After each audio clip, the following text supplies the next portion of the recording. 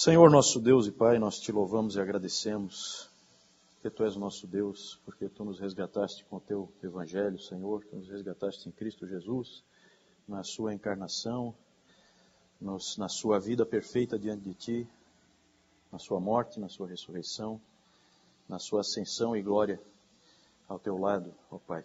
Nós Te agradecemos porque nós fomos unidos a Cristo e ali está toda a nossa esperança.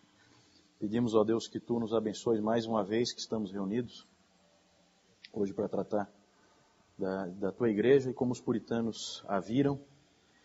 E a gente vai ver, Senhor, quanto nós podemos ser gratos a eles e aos reformadores pela igreja que nós temos hoje. Muitas coisas nós devemos a eles, a Ti, através deles, Senhor. Nós queremos Te agradecer pela Tua providência, porque usaste esses homens e mulheres do passado dentro do Teu plano, para que a Tua igreja se fortalecesse e se aproximasse da Tua palavra. Queremos, Senhor, Te pedir que Tu abençoes todo o tempo que vamos passar juntos. Obrigado por cada pessoa que trabalha para que esse evento aconteça. Quero, Senhor, também aproveitar para interceder pela conferência da Fiel que começa amanhã. Que Tu abençoes, Senhor, que Tu abençoes a igreja desse país. Que Tu estejas, Senhor, movendo os corações dos pastores e líderes que vão estar reunidos lá na conferência, Senhor. Ilumina os preletores todos. Que tudo seja para a Tua honra e glória, Senhor. Que o Teu nome possa ser cada vez mais exaltado e conhecido no nosso país, Senhor. Obrigado pela Tua graça sobre a nossa nação. Nós Te agradecemos, pedimos que Tu abençoes também aqui a nossa igreja local. Nós oramos agradecidos em nome do Senhor Jesus Cristo. Amém. Ok, irmãos, então amanhã começa a conferência da Fiel, né? Um dos preletores é o Tabit Aniabuile.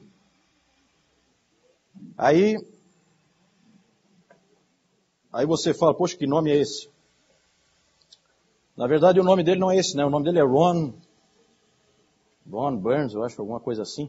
É que ele se converteu ao islamismo e aí mudou de nome, né? Vocês sabem que isso às vezes acontece, né? O exemplo que todo mundo conhece, como diria o Newton, é o do Cassius Clay, que se tornou Muhammad Ali, né? A ideia é, quando os indivíduos se convertem ao islamismo, eles assumem um nome diferente, que tem a ver alguma coisa com Alá e com o que Alá fez na vida deles. E ele acabou mudando de nome e depois se converteu de novo, né? Tinha se convertido ao islamismo, aí se converteu para a verdade realmente. E ele escreveu esse livro aqui, o que é um membro de igreja saudável. Aí você vê os capítulos, né? E aí ele vai colocando as marcas. E aí ele vai dizendo, um membro de igreja saudável é um ouvinte de mensagens, é um teólogo bíblico, é saturado com o evangelho, é genuinamente convertido, é um evangelista bíblico, é um membro comprometido, busca a disciplina, é um discípulo que cresce, é um seguidor humilde, guerreia com oração. São as marcas que ele pôs ali, né? Eu imagino que ele vai falar sobre isso e como a gente precisa hoje, que as pessoas acham que a igreja não é mais necessária e como as pessoas precisam de uma mensagem assim, e eu tenho certeza que os puritanos assinariam embaixo dessas marcas que ele coloca ali. Que o Senhor, a oração nossa é que o Senhor ilumine lá os preletores dessa conferência e que seja realmente uma bênção. Hoje então, nós vamos falar vamos colocar na tela aqui a nossa apresentação. Hoje nós vamos falar do puritano na igreja. Só relembrando, nós já fizemos uma introdução no primeiro domingo. Hoje é o 5º domingo, né? Fizemos uma introdução, falamos da identidade puritana, fizemos um apanhado histórico. Depois, no segundo, nós falamos do puritano em casa, falamos de sexo e casamento, falamos de família, educação de filhos. Depois, nos 2 domingos seguintes, nós falamos do puritano na sociedade. Primeiro nós falamos sobre trabalho e dinheiro. E depois nós falamos no domingo passado sobre educação e ação social.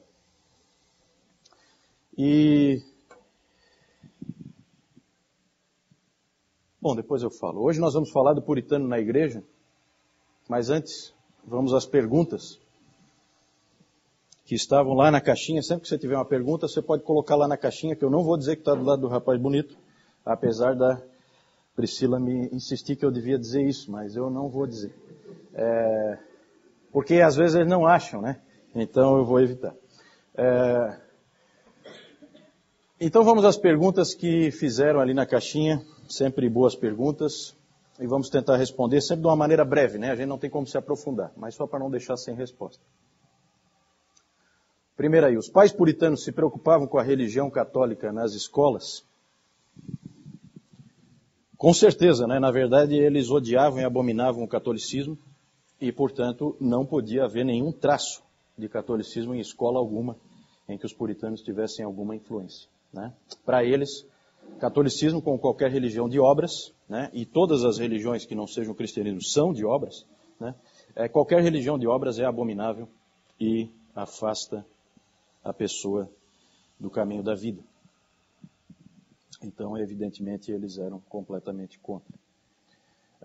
Só relembrando, né, essa informação eu obtive através das palestras do Dr. Packer, lá no Reformed Theological Seminary, em que ele fez então essas palestras e ali ele disse que, ele deu essa informação de que o catolicismo só foi restabelecido, só foi permitido na Inglaterra novamente no século XIX. Tal a aversão que o catolicismo causou por ter queimado uma série de grandes homens ingleses na estaca, né? Rainha Maria, a sanguinária. Segunda pergunta, os puritanos guardavam que dia? O sábado ou o domingo? E os católicos? Na verdade, nós vamos falar no próximo domingo sobre o dia do Senhor, que é uma marca fundamental quando se fala em puritanismo. O dia do Senhor, o quarto mandamento, certo? Aí a gente vai entrar um pouquinho mais a fundo nisso aí, né? Mas com certeza sempre o domingo, tá? Sempre o domingo. A Ellen White só ia nascer no século XIX, né? Então, ou você era judeu, ou você guardava o domingo. Ou, se você fosse muçulmano, daí é sexta-feira, né? Então tem mais opções aí. Os puritanos davam um dízimo. Como?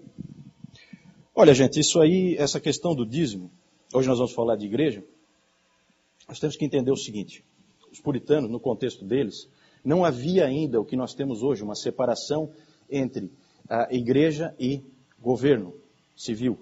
Sempre havia uma vinculação. Mesmo entre os luteranos, lá Lutero, Calvino também, sempre alguma vinculação com o poder civil, certo? Então, normalmente, a cobrança do dízimo, a cobrança dos recursos necessários para a manutenção da igreja já era feita pelo próprio governo civil, né? Agora, do ponto de vista bíblico, aí nós temos, por exemplo, o John Owen dizendo o seguinte: a exata lei do dízimo não está confirmada no Evangelho. Mas certos princípios do Novo Testamento são claramente aplicáveis. O cristão deveria contribuir semanalmente e generosamente, de acordo com sua capacidade e conforme Deus lhe tenha feito prosperar, de boa vontade e livremente. Então, na verdade, e aí ele põe uma porção de textos bíblicos como apoio, né?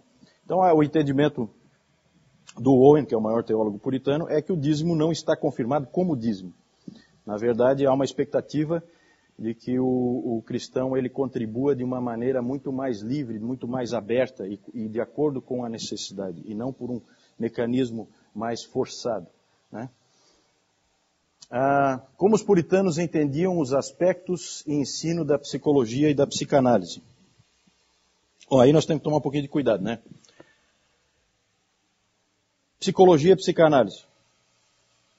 Eles não entendiam porque nada disso existia. Certo? Até onde eu sei, essas ciências, como ciência, e sempre que eu falo ciência, o meu conceito de ciência não é... sempre o meu conceito de ciência é o conhecimento humano, é assim que eu interpreto, quando eu falo em ciência eu falo isso, conhecimento humano. como ciência, como um estudo separado, psicologia e psicanálise é uma coisa que se desenvolveu só a partir do século XIX. Então os puritanos não tinham isso. É claro que o estudo da mente, do coração, da vontade do homem, da parte imaterial do homem, filosoficamente, evidentemente que sempre existiu entre os egípcios, entre os gregos, entre os judeus, sempre houve, e os puritanos, depois nós vamos falar, quando nós falarmos do pastor puritano, nós vamos falar um pouquinho sobre isso aí, tá? Também uma irmã me pediu solicitação de recomendações para aprofundamento na história da reforma.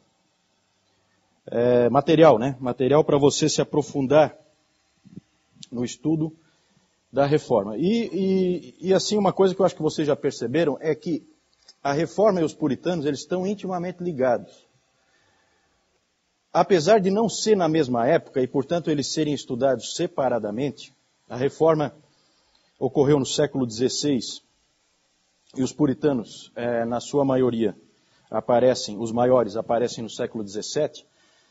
Mas a gente tem que entender que há uma ligação, porque a preocupação dos puritanos é que a igreja não tinha sido reformada para valer na Inglaterra.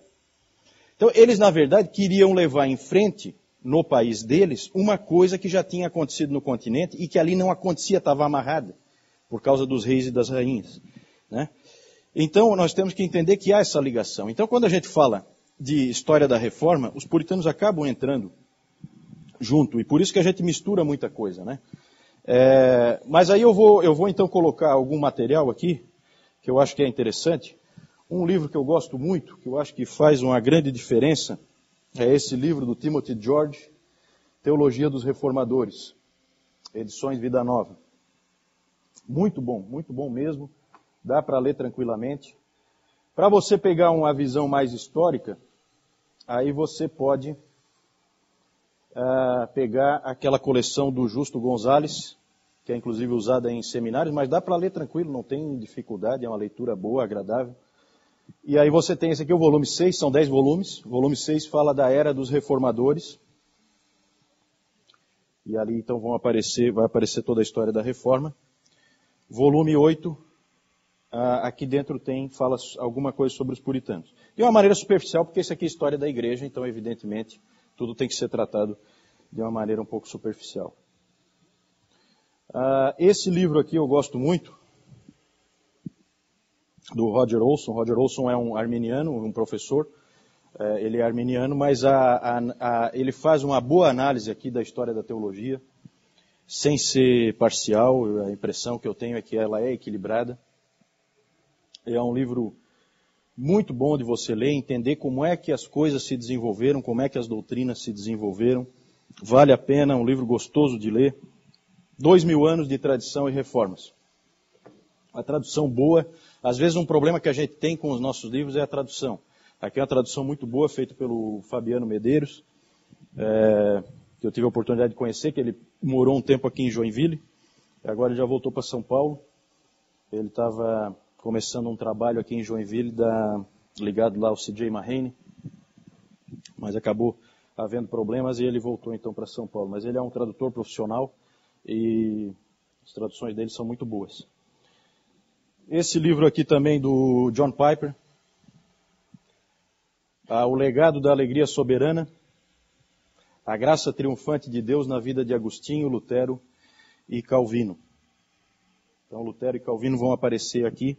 Esses livros do Piper, quando tem assim tem vários livros que são assim, tem três mini biografias, né, e análise da vida de alguns homens. Sempre isso aí é baseado na última palestra que ele dá nas conferências Desiring God para pastores, porque existem 2 conferências que ele faz. A para pastores ele sempre encerra com uma análise biográfica de algum personagem da história da igreja.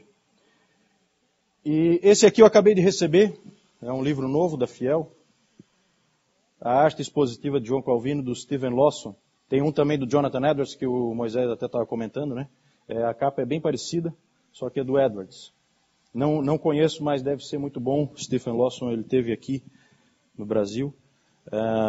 Eu acho que esses livros, assim, todos eles ajudam. Agora, uma ferramenta muito importante, que eu vou falar daqui a pouco, é a internet e principalmente o Wikipédia. Em inglês. Em português, não. Mas em inglês é excelente, certo?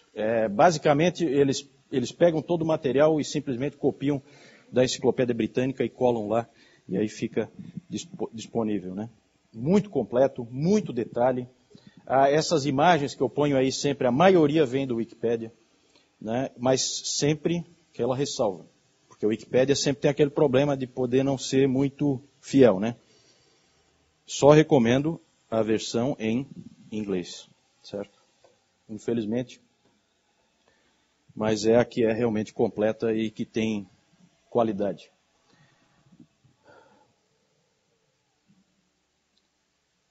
Informações sobre o episódio das bruxas de Salem. Alguém veio me perguntar, né? Na verdade, nós temos esses episódios tristes aí. Eu vou tocar um pouco nisso aí quando eu falar dos erros dos puritanos, certo? Eles acabaram tendo alguns problemas, especialmente os puritanos que foram para os Estados Unidos, que foram para a Nova Inglaterra, porque daí eles tinham o poder civil.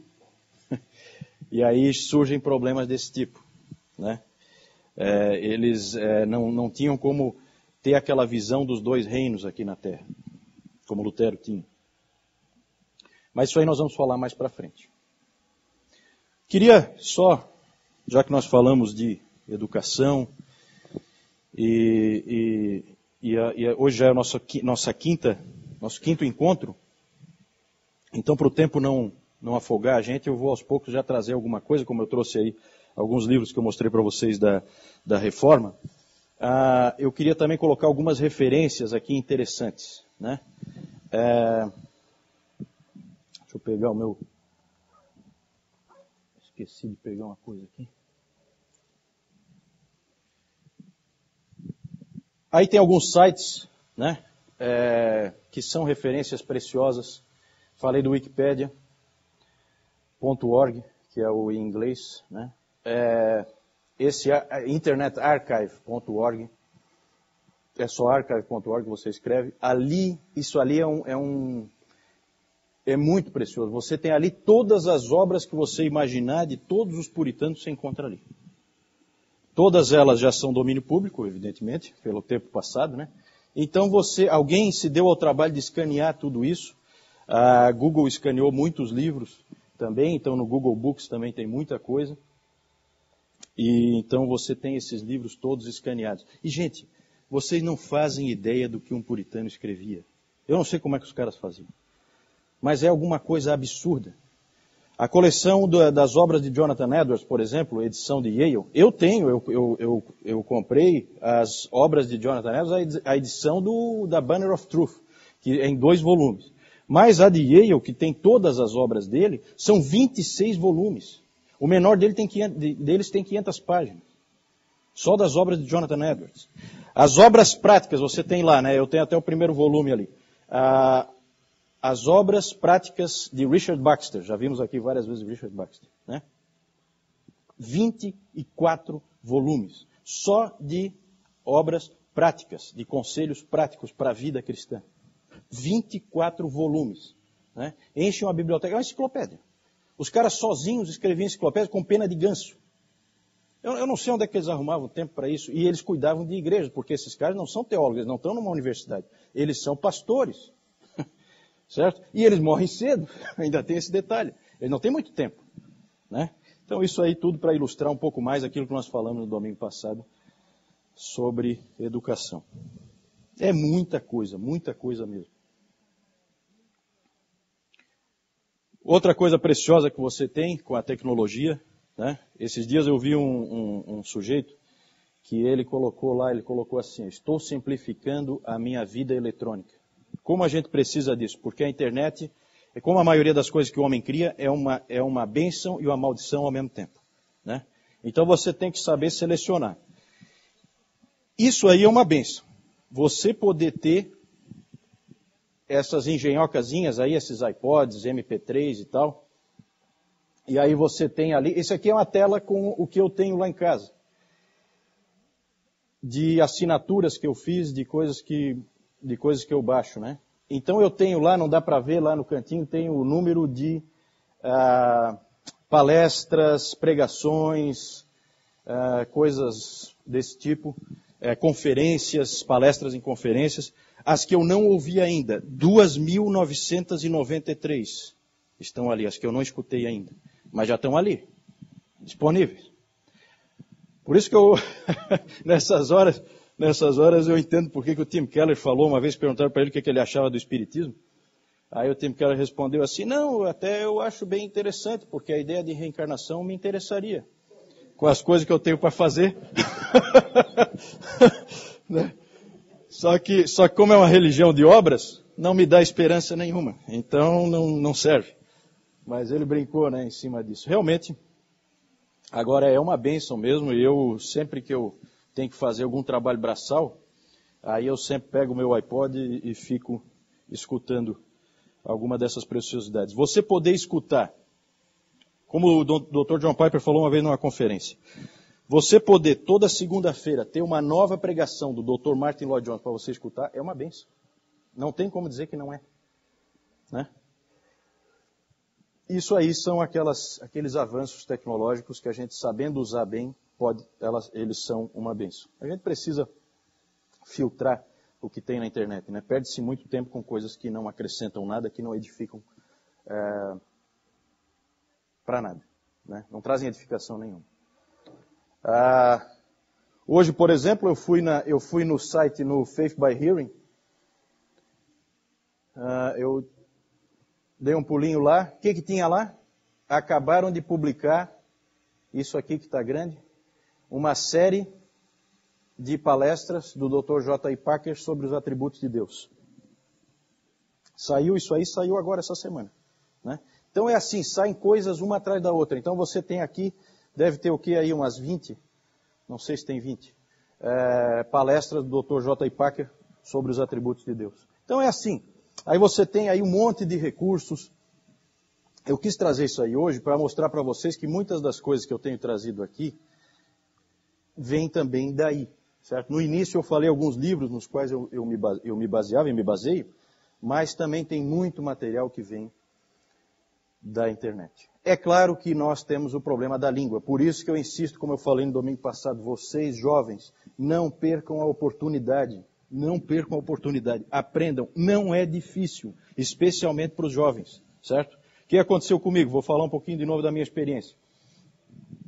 Quando eu era gurizão, assim, eu fiz um cursinho de inglês, desses bem simples, né? Não levei a sério, aquela coisa de guri, né? Não levei a sério, mas fiz. Aí alguém me perguntaria depois que eu concluí, você sabe inglês? Eu não sabia, claro que não. Só que aí mais tarde, eu comprei esses livros aqui, ó,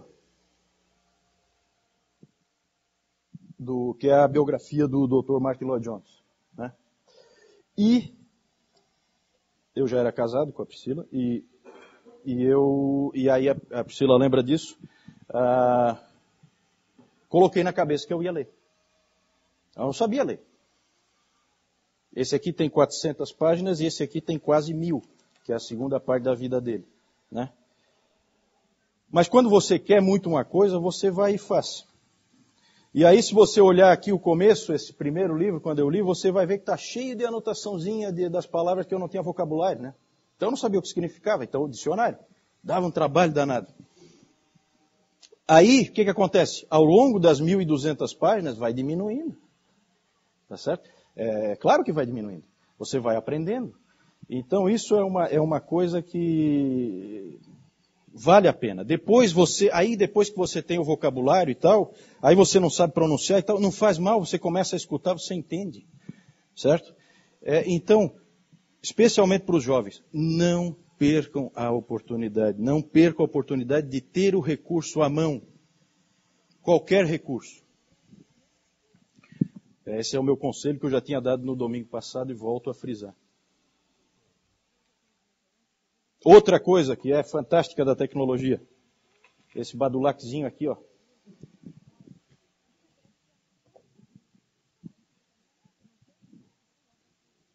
Negocinho fantástico. Aqui, deixa eu abrir ele aqui.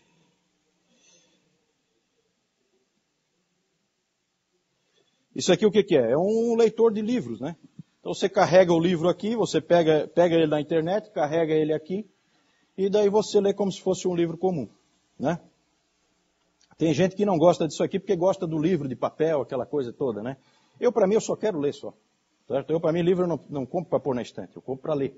Então, para mim é fantástico.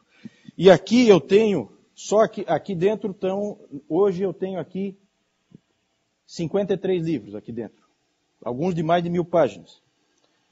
E aí aqui, ó, eu tenho alguns de puritanos aqui, ó. Não que eu tenha lido, né? Mas está aqui. Quem sabe? Quem sabe, né?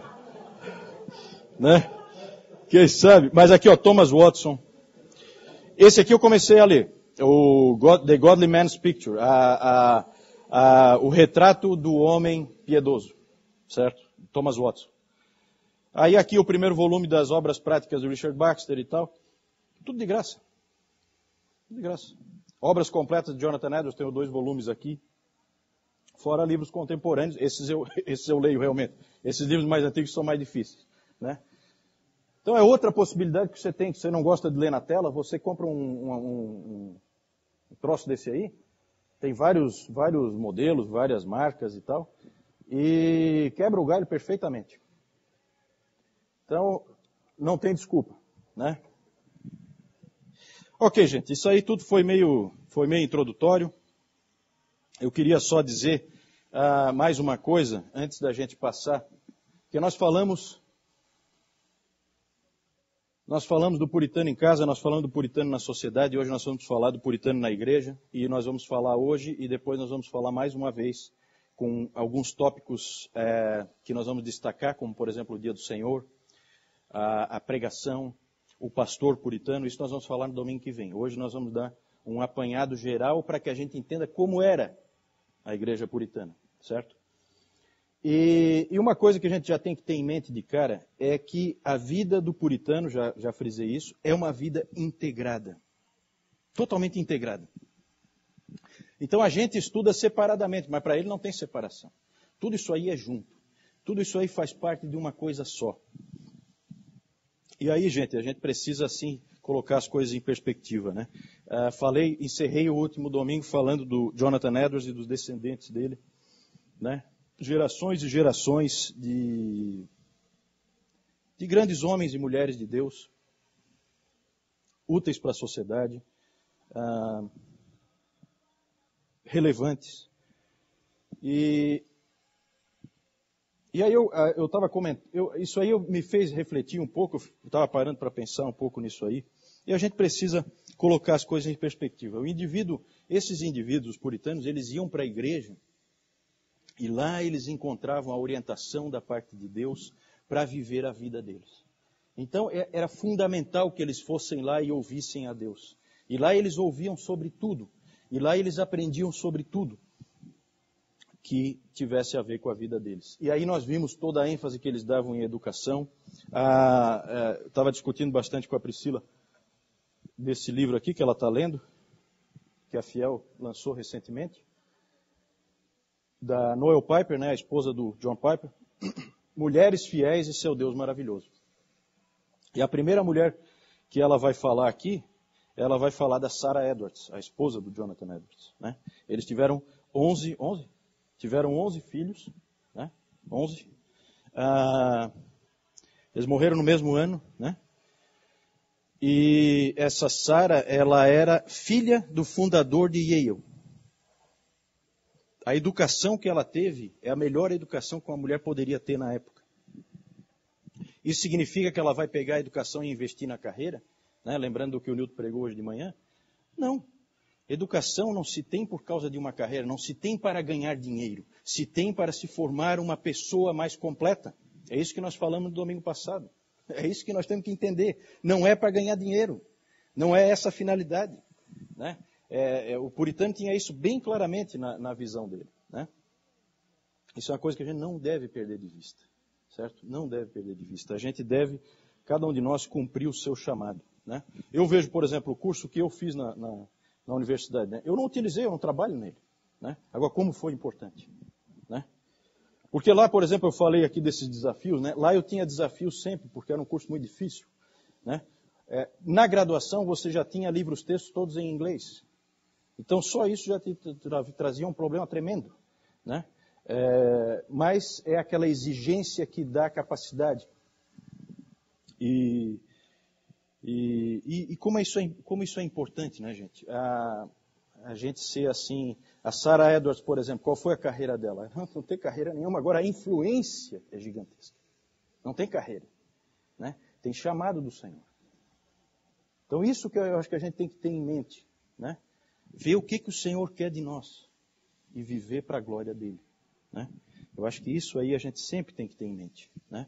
Eu acho que boa parte do problema que existe hoje, nesse mundo tão anticristão em que a gente vive, é que uma geração passa valores completamente errados para outra. Nós precisamos de uma visão global e a teologia reformada pode nos dar isso, e a vida dos puritanos pode nos mostrar como que se aplica isso, né? Eu, por exemplo, sou casado com uma mulher que foi primeira colocada de turma, e isso é fundamental para mim, né? No meu dia a dia, na vida dos meus filhos, não por causa de uma carreira, não é pela carreira, sabe? Isso que a gente tem que entender, né? A mulher de Provérbios 31, essa mulher cuida da sua família, né? E aonde que em Provérbios 31 você vê uma mulher sendo descrita como alguém que, como o Newton leu lá naquela reportagem, né? Esquenta a barriga no fogão e esfria no tanque, né? Não é isso? Né? Onde que está essa descrição daquela mulher de Provérbios 31? É isso que a gente vê ali? Claro que não, né? Então, que distorção, que engano, que engano do velho enganador, né, de Satanás. Vamos tomar cuidado. As mulheres cristãs investem as suas vidas nas suas famílias, certo? Isso é precioso.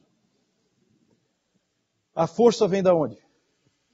Vem da palavra de Deus. Vamos então entrar no assunto, que hoje eu estou enrolando muito. Vamos ver.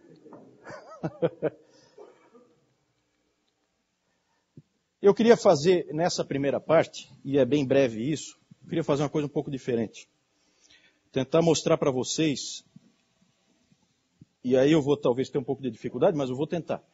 Tentar mostrar para vocês a confusão que surgiu ali no meio dos puritanos. E como aquela confusão foi importante. Como ela foi necessária. Como que na providência de Deus aquilo ali traria à tona coisas que nunca se tinha pensado. Que fazem diferença para nós até hoje. Né? Eu coloquei ali como surgimento das denominações, não é bem isso. Mas é que nós vamos ver, como eu já disse desde o início, que os puritanos. Os puritanos não existem, certo? Não existe um grupo. Aqui é o grupo Os Puritanos. Eu estou matriculado aqui. Não. Eu sou membro. Não existe isso. Isso é só uma classificação histórica. E às vezes há até discussões. Né? Uma discussão que sempre tem é se Jonathan Edwards é um puritano ou não. Coloca ele ou não coloca. Às vezes a gente fala lá de William Tyndale, que é muito antes, né, dos puritanos. Mas já tinha o espírito puritano. O Dr. Lloyd Jones, uma vez numa daquelas palestras que ele fazia,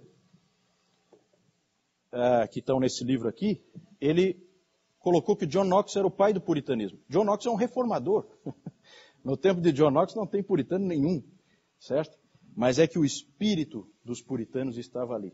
E hoje nós vamos, então, tentar pensar um pouco isso, ver o espírito deles, olhando para a vida de um indivíduo, que nós vamos ver daqui a pouco. Só para a gente, então, caminhar.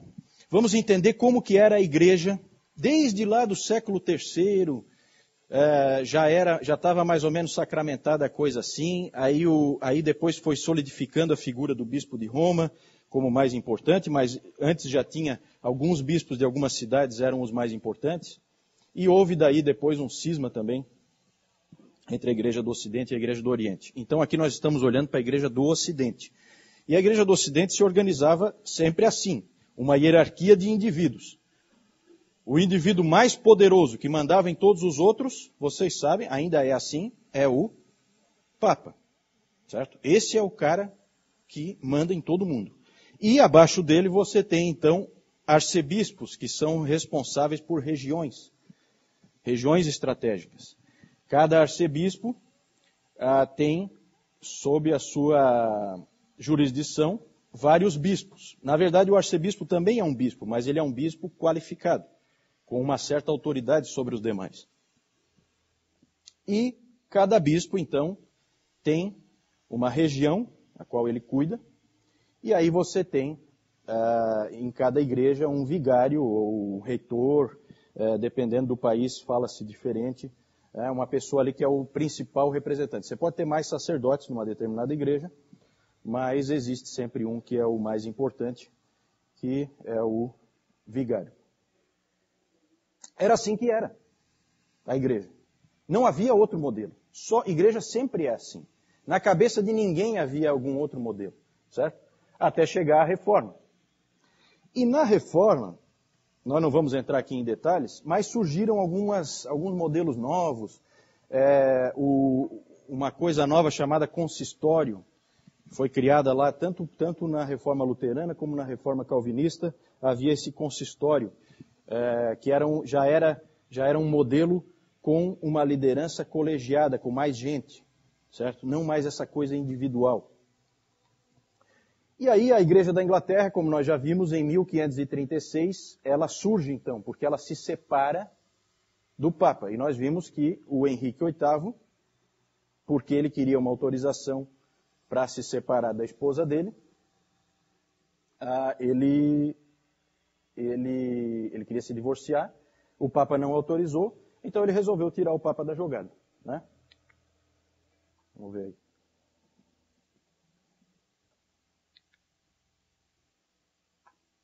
Isso. O Henrique VIII vai ali, tira o Papa da jogada, e aí, quem vai para aquele lugar ali? Ele, Henrique VIII. Pergunto para vocês, o que mudou? Não mudou absolutamente nada. Saiu o Papa e entra o Henrique VIII. O resto é exatamente idêntico. E aqueles arcebispos ali, no coração, nenhum deles estava preocupado com o divórcio do rei. No coração, eles eram católicos romanos totalmente. Totalmente. Certo? E aí, simplesmente, não houve reforma nenhuma. A única coisa é que a Igreja da Inglaterra se separou da Igreja Católica Romana. Só isso. E evidentemente que isso incomodou pessoas que tinham um espírito reformador naquela época. Agora, uma coisa importante. Muitos puritanos, um grupo pelo menos de puritanos, não via problema no modelo da igreja. Eles viam problemas era na forma de culto, em detalhes do culto. Nós já falamos sobre isso aqui. Nós falamos que eles se incomodavam com coisas como ajoelhar para receber a comunhão, aquelas sobrepeles que o sacerdote usava, né, aquele manto sagrado que ele usava, aquilo ali eram coisas que incomodavam eles, mas não a estrutura da igreja. Eles não se importavam com o modelo da igreja, mas sim com a pregação, a falta de pregação da palavra e as práticas que a igreja tinha. Com as perseguições, com a Maria Sanguinária, perseguindo violentamente os protestantes, muitos foram para o continente europeu. E lá eles viram a igreja diferente, né, em vários lugares. E vivenciaram uma igreja diferente. Isso, então, fez com que se pensasse em novos modelos. E aí, eu queria, nessa primeira parte, falar rapidamente, só para a gente entender, fazer uma mini biografia desse sujeito aí, Thomas Cartwright. Thomas Cartwright, por que eu estou colocando ele aí? Para a gente entender um pouco como é que era o espírito puritano. Esse cara ali, Daniel New, ele escreveu, no século XVIII, ele escreveu em 5 volumes, tem lá naquele, só você pegar na internet, em 5 volumes, a história dos puritanos. A história dos puritanos. E lá ele diz que Thomas Cartwright é o pai do puritanismo inglês, segundo ele, segundo a visão dele, né? Então eu queria só... Por que eu estou trazendo um pouquinho da vida do Cartwright aqui? Estou fazendo uma coisa um pouco diferente. Para a gente entender como é que funciona a cabeça de um puritano. Certo? Então ele nasceu em 1535, não sabemos muito sobre o nascimento dele. Em 1547 ele foi aceito em Cambridge, entrou no Clare Hall, e lá ele então... Quantos anos ele tem? 12. Ele entra na faculdade com 12, faz a graduação com 12, aí ele vai para o mestrado no St. John's College com quanto? 1550? 15 anos. 15 anos ele está no mestrado. Certo? Aí ele acaba um indivíduo extremamente inteligente, extremamente capaz. Ele se destaca com facilidade e ele então se torna um dos professores no St. John's College. E quem era o presidente na época era o Thomas Lever, que já apareceu algumas vezes aqui em alguma daquelas frases que eu sempre ponho. Thomas Lever foi colocado como presidente da faculdade. E quando a Rainha Maria assumiu o trono, ela era católica, e foi ela que queimou aquele monte de gente, né? Eles então, por questão de consciência, o Thomas Lever e mais 24 professores abdicaram das suas posições e, estranhamente, o Thomas Cartwright não. O que se acha é que ele não era convertido ainda nessa época. Tinha muito conhecimento, mas Deus não tinha tocado ainda nele. Em 1556, ele sai. E aí, é nessa data que eles acham, que os historiadores acham que ele se converteu, né? E aí a consciência dele incomodou ele. E então, com 21 anos. Depois, quando a Rainha Maria morre, ela só ficou 5 anos, graças a Deus, a Rainha Elizabeth, então, Elizabeth I, sobe ao trono, e é aquela decepção que nós já vimos na nossa primeira reunião, porque se achava que ela faria a reforma andar. E ela não fez absolutamente nada, porque ela não estava nem aí para isso. Ela só queria tranquilidade para governar, né? E aí o Cartwright, então, foi um dos que se decepcionou com o governo da Elizabeth I. Em 1562, ele retorna à posição de professor e volta a lecionar ali.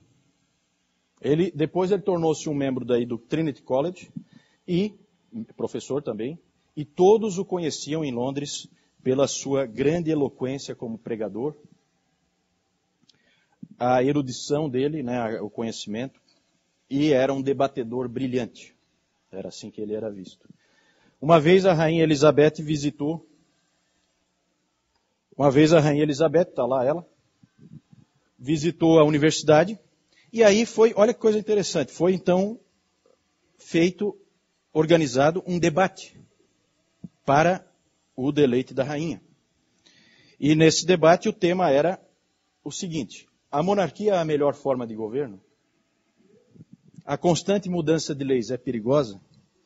E o Cartwright foi escalado para defender, para atacar, vamos dizer assim, né? Não defender a monarquia. E a rainha não gostou nada quando ouviu dele, ele argumentando que a soberania de Deus não precisa do apoio de monarcas terrenos. Naqueles dias você falar um negócio desse na frente da rainha era perigoso, né? Mas nessa época aí o retorno daqueles exilados, como eu falei antes para vocês, as pessoas todas que tinham fugido da Maria e foram para o continente europeu e depois voltaram para a Inglaterra, o retorno deles trouxe muitas ideias e aquilo tudo vinha para Cambridge, a Universidade de Cambridge, né? Ali era uma fortaleza dos puritanos. E esse cara aí é o pai do puritanismo porque ele era o grande pregador na época. 3 sermões que ele pregou uma vez na capela da faculdade provocaram uma verdadeira revolução. Cerca de 300 professores e alunos do St. John e do Trinity College apareceram para o culto sem as sobrepeles, não vou colocar o devido traje, trocaram a ordem de culto, trouxeram o saltério de Genebra, né? O saltério é o inário, vamos dizer assim, né? Com os salmos métricos organizados, trocaram pelo saltério de Genebra toda a ordem de culto e tiraram o altar de pedra da capela. Simplesmente foram e tiraram. Isso é uma verdadeira revolução. Outras questões ligadas à adoração e à estrutura também começaram a ser abertamente questionadas pelos professores, pelos estudantes. Uma verdadeira revolução na universidade. Começou com quem? Com ele, né? Ele pregando. Então ele começou a ser um problema. A coisa ficou tão feia para o lado dele, que para não se complicar, ele saiu de Cambridge e tornou-se capelão do arcebispo de Armagh, na Irlanda do Norte. Só que ele voltou para... Ele sempre voltava, o homem é desgraçado. Ele voltou para Cambridge em 1567, e 2 anos depois ele foi colocado na posição de maior destaque. Vocês sabem, não sei, alguns sabem talvez, que nessas universidades clássicas aí, algumas cátedras, algumas cadeiras de professores têm nomes especiais, né, que homenageiam alguma grande figura. E aquela cátedra é a mais importante que existe dentro daquela universidade. E em teologia, a cadeira Lady Margaret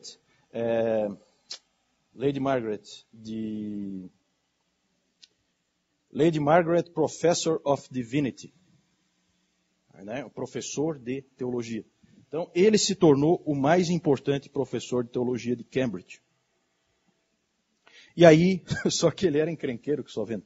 Então, ele começou a denunciar a hierarquia e a constituição da Igreja da Inglaterra. E aí, você pega qualquer cronologia, pega aqui, por exemplo, no Santos no Mundo, que você não vai encontrar essa história da vida dele aqui, tá?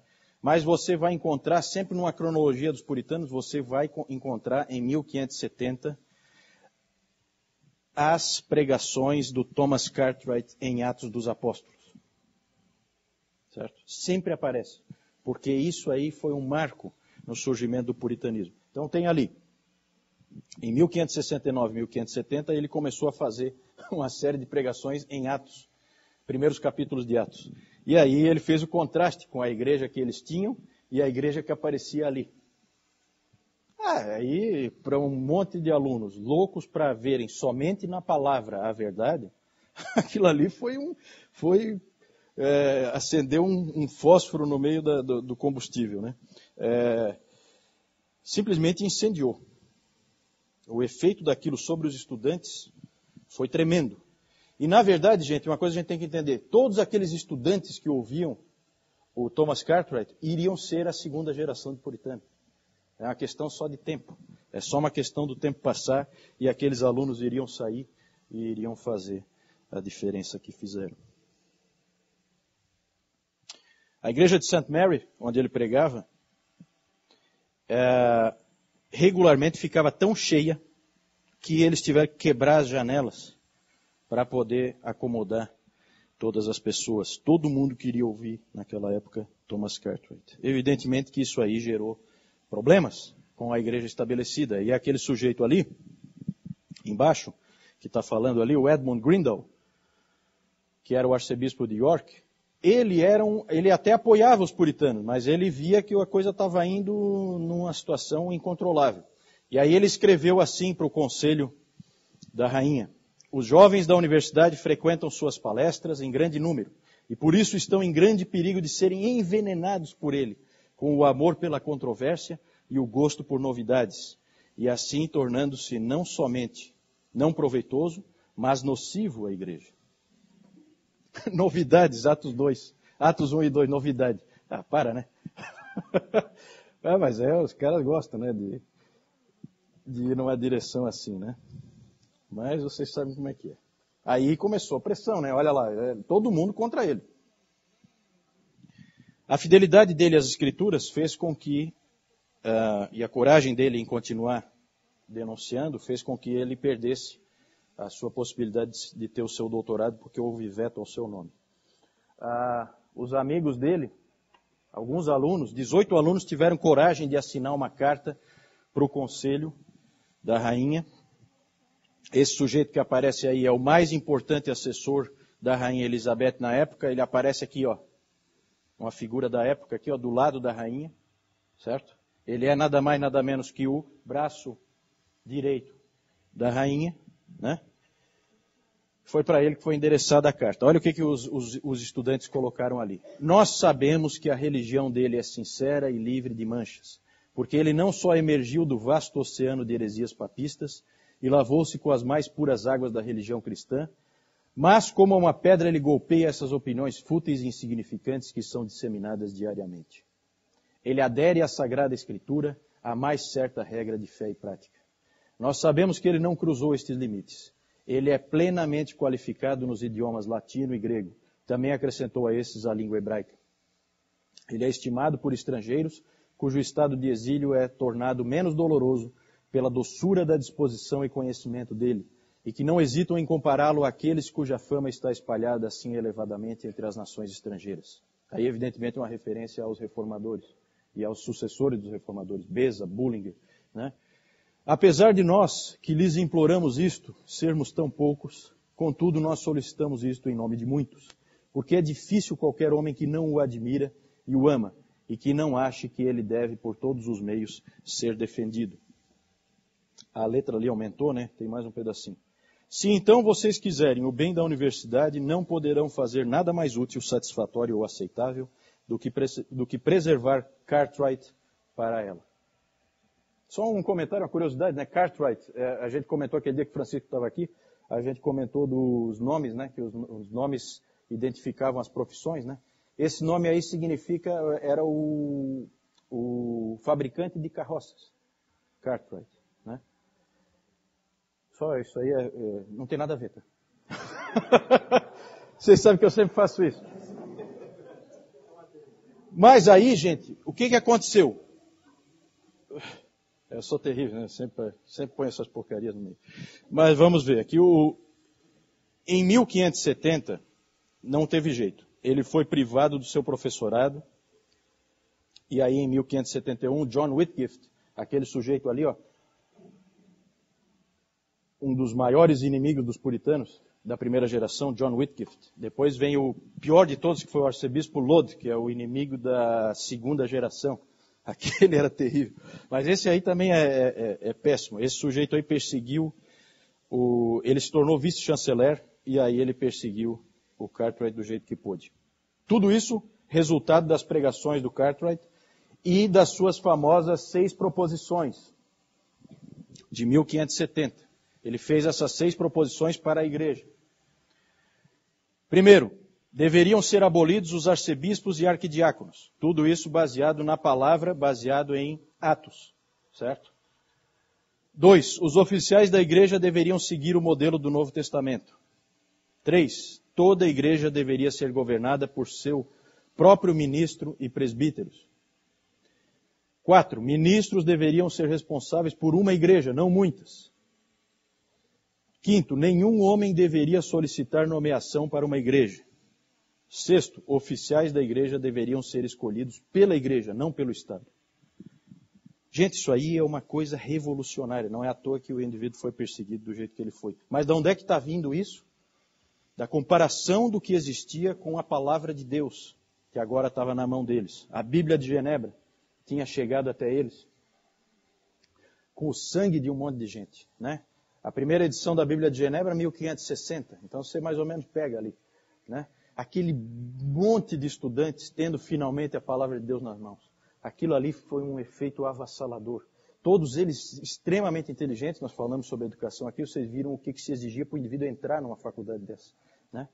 E aí esses indivíduos agora têm a palavra de Deus nas mãos. Isso aí o efeito é tremendo.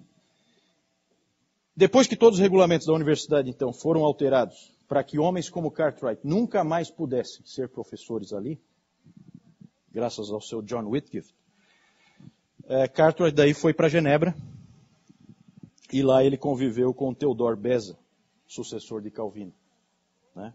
Beza era o sucessor de Calvino. Calvino já tinha morrido nessa época, né? Mas o Beza estava lá. E o Beza louvou o conhecimento e a piedade de Cartwright. E aí, numa carta que ele escreveu para alguém na Inglaterra, ele escreveu o seguinte: está aqui conosco um conterrâneo seu, Thomas Cartwright, de quem penso que o sol não conhece um homem tão culto. Então vocês veem, gente, a influência de um homem capaz com a palavra de Deus nas mãos. Depois, esse Cartwright, não vou entrar em detalhes, porque na verdade eu só queria mostrar o espírito puritano, como que a coisa se desenvolve. Mas depois ele esteve na Bélgica, ele esteve nas ilhas ali do Canal da Mancha, organizando igrejas de huguenotes que tinham ali. Ele andou por tudo, esse cara aí, né? Depois do que ele viu em Genebra, aquela igreja fantástica que tinha em Genebra, ele então saiu fazendo de tudo. E é claro, mais cedo ou mais tarde tinha que acontecer, ele entrou escondido na Inglaterra, e começou a arrumar encrenca de novo, e acabou preso, evidentemente, né? Mas ele foi preso, mas ele não foi, nessa época ele não foi maltratado nem nada, e tinha gente que o apoiava e o ajudaram, sujeito extremamente capaz, Thomas Cartwright. Essa breve mini biografia aí que eu trouxe mais ou menos para mostrar para vocês como que essas coisas se desenvolviam. É isso aí, é uma pessoa capaz com a palavra de Deus nas mãos. E um monte de gente para levar a obra adiante, com coragem. Surgem os presbiterianos, por causa do Cartwright, da proposta do Cartwright, e de outros, e do que eles viram também no continente, em Genebra, e que o Knox também fez, John Knox fez na Escócia. Então surge a ideia do presbiterianismo, que na verdade, gente, o que é? É também uma hierarquia, só que agora uma hierarquia não de indivíduos, mas de colegiados, de conselhos, certo? Todos os níveis, existem os níveis hierárquicos, mas todos os níveis são níveis em que há conselhos. E a gente não tem que entrar em detalhe aí, né? Cada igreja tem o seu conselho ou sessão, algumas vezes se chama sessão também, isso vale ainda hoje em dia, né, para o sistema presbiteriano. Cada igreja tem a sua sessão, onde tem o pastor e os presbíteros, ou pode se chamar todos eles de presbíteros. Os presbíteros de uma determinada região formam o presbitério, certo? E vários presbitérios podem formar um sínodo. E num determinado país, quando todos os sínodos estão reunidos, com representantes, então você tem a Assembleia Geral. E os presbiterianos, muitos puritanos eram presbiterianos. Um, por exemplo, que a gente já viu várias vezes, Richard Baxter, um puritano presbiteriano. Eles acreditavam num sistema assim, certo?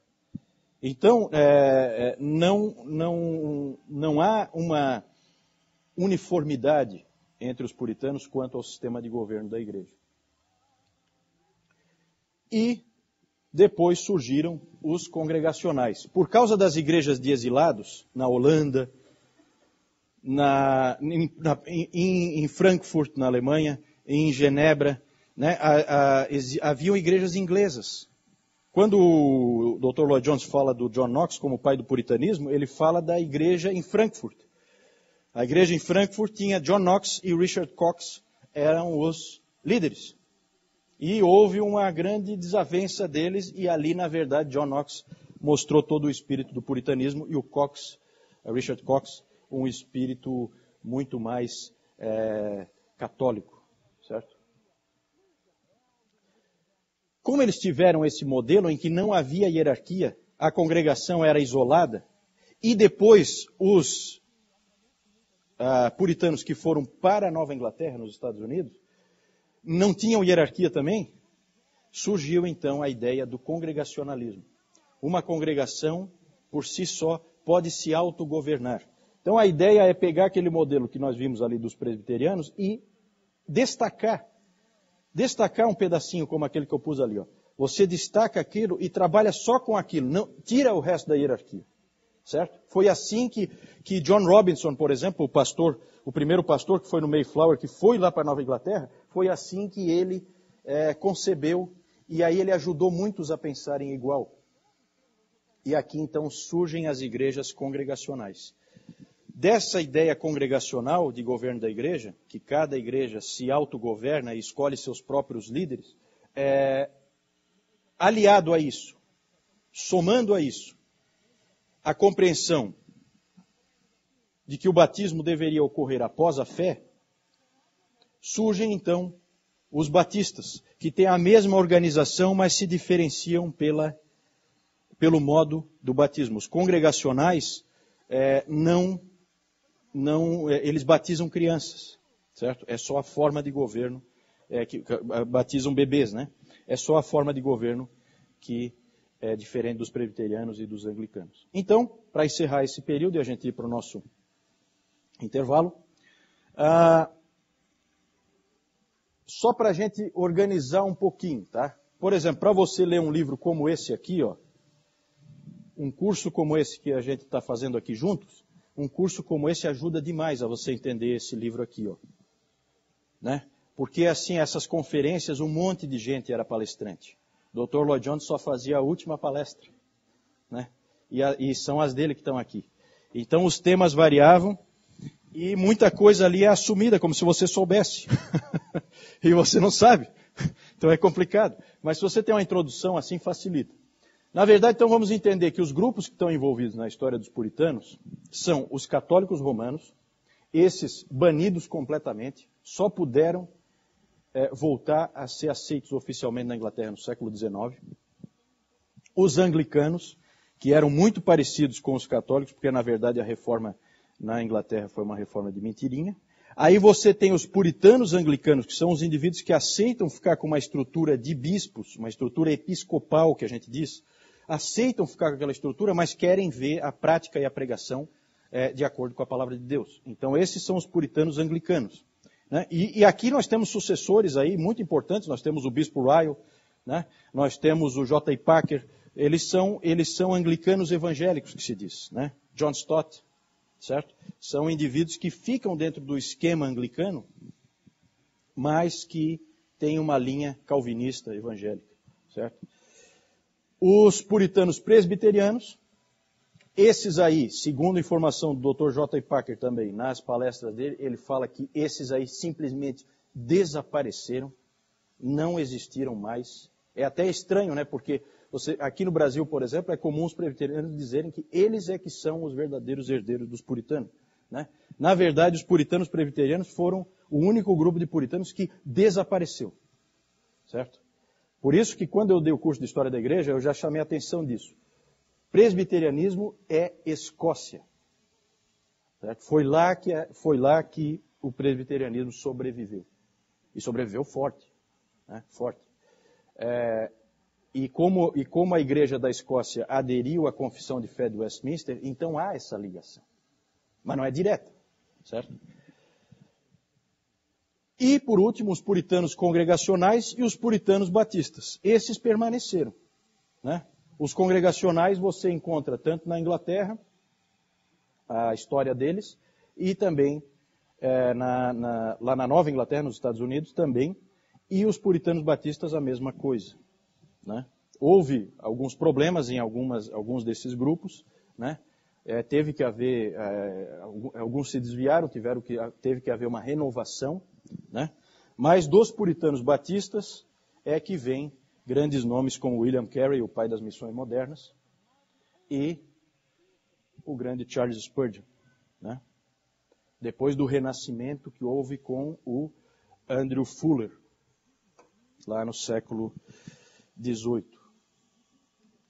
Ok, gente, então é isso aí. Eu queria só deixar para vocês entenderem que puritanos pode ser, às vezes você vai falar de um puritano que encaixa num grupo, às vezes num que encaixa num outro grupo, né? William Perkins vai entrar aqui, Richard Baxter vai entrar aqui, John Owen vai entrar aqui, John Bunyan vai entrar aqui. Então, dependendo do indivíduo, ele se encaixa num ou no outro grupo. E alguns migraram, porque o entendimento deles foi se abrindo. É o caso, por exemplo, do John Owen, que achava que o modelo presbiteriano era o melhor, mas em correspondências com o John Robinson, e ele, na verdade, foi escrever, o Dr. Lloyd Jones conta essa história, John Owen foi escrever uma refutação do congregacionalismo para atacar um livro do John Robinson. E o que acabou acontecendo, e aí a gente vê a humildade de um grande homem assim, né? Ele senta para escrever uma refutação e ele acaba sendo convencido, né, pelo indivíduo que ele foi refutar. Escolheram o melhor cara que eles tinham para fazer a refutação e o indivíduo acabou convencido de que o cara estava com a razão. Isso às vezes acontece, né? Ok, gente, vamos então para o nosso intervalo, depois a gente continua. Depois a gente continua. Depois a gente continua. Depois a gente continua. Depois a gente continua. Depois a gente continua. Depois a gente continua. Depois a gente continua. Depois a gente continua.